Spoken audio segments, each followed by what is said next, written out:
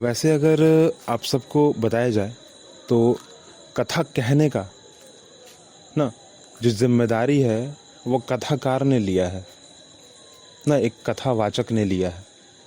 पर फिलहाल यहाँ पर जो है ना एक पत्रकार बैठा है और कोशिश कर रहा है कि कहीं से कुछ ना कुछ तो मिल जाए। कुछ नहीं मिला तो बस बैठकर देखने लगा कि चलो कहीं से नहीं तो यहीं से कुछ तो मिले। भले ही बहुत ही ज़्यादा हल्ला गुल्ला शोर मचाया जा रहा है, जो वार्तालाप हो रही है उन चूज़ों के बीच, उस माँ के बीच, माँ और चूज़े के बीच। चूज़ा कौन? मुर्गी का चूज़ा। वह चूज़ा जिस तरीके से उसका बिहेवियर था, उसके कारण जो है ना माँ कई घरों के दरवाजे पर जाकर आ चुकी थी, परंतु फिर पता नहीं कहाँ से किधर से उस मुर्गी के मुंह में कई सारे दाने, एक छोटी सी पोटली जो कि चावल की थी, पता नहीं कहाँ से।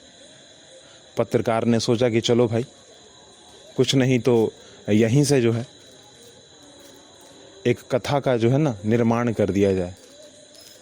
पत्रकार तो हूँ पर चलो कथावाचक बन ही जाता हूँ।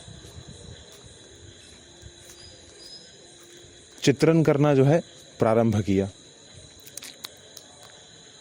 कि चूजे और माँ के बीच एक ऐसी वार्तालाप हुई जिसके बाद माँ के ढूंढने के बाद एक दरवाज़ा खुला मिला। गया तो सही, ढूंढा भी सही, मिला भी सही, परंतु सामने एक और माँ बैठी हुई थी। मारकर भगाया एक माँ ने एक माँ को। मुर्गी एक माँ और दूसरी वह माँ जो कि इंसान के तौर पर वहाँ पर बैठी हुई थी, वहाँ पर खाना पका ही रही थी।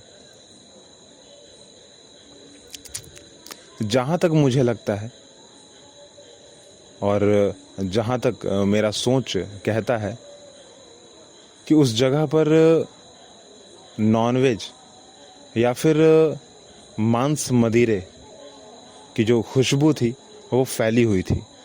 फिर भी एक माँ ने उस मुर्गी को भगाया, उस मुर्गी को बाहर किया, उस दरवाजे से दरवाजे को बंद किया। हो सकता है, शायद ऐसा हो सकता है कि उस घर में खाना तो पक ही रहा था, परंतु अगर किसी और की नज़र उस मुर्गी पे पड़ जाती, किसी और की नज़र अगर उस मुर्गी पर पड़ जाती तो शायद वह वापस उन चूज़ों के पास नहीं आ पाती, उन चूज़ों को खाना नहीं मिल पाता। शायद भले ही जो भी दिखा, जैसा भी दिखा, परंतु एक माँ का प्यार तो दिखा ही, चाहे वह रौद्र रूप ही क्यों ना हो, चाहे प्रसन्नता हो या फिर दुख, चाहे क्रोध हो या फिर खुशी, दिखा तो दिखा, जरूर दिखा।